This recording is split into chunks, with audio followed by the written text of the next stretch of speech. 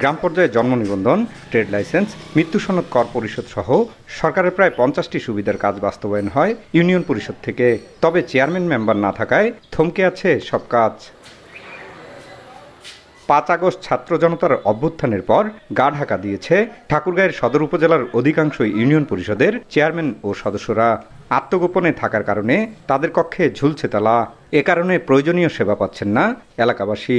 বিগত দিনগুলাতে লোকজন অনেক হয়রানি হয়ে গেছে। থাকবে কেন? যে অবৈধ করেছে গোটা ইউনিয়নটাকে অবৈধ করে খাই ফেলেছে। টাকা পয়সা, স্কুল, মাদ্রাসা, কোটি কোটি টাকা সে আত্মসাৎ করে ধরে ফেলাইছে।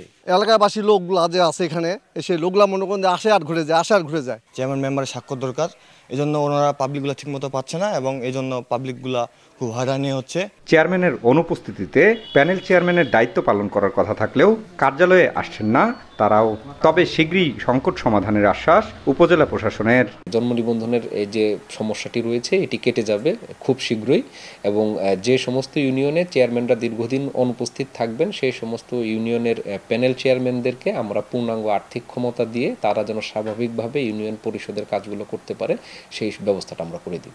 উপজেলা প্রশাসনের তথ্য মতে সদর উপজেলার ২২টি ইউনিয়ন পরিষদের মধ্যে ৬টিতে চেয়ারম্যানরা উপস্থিত হয়ে কাজ করছেন।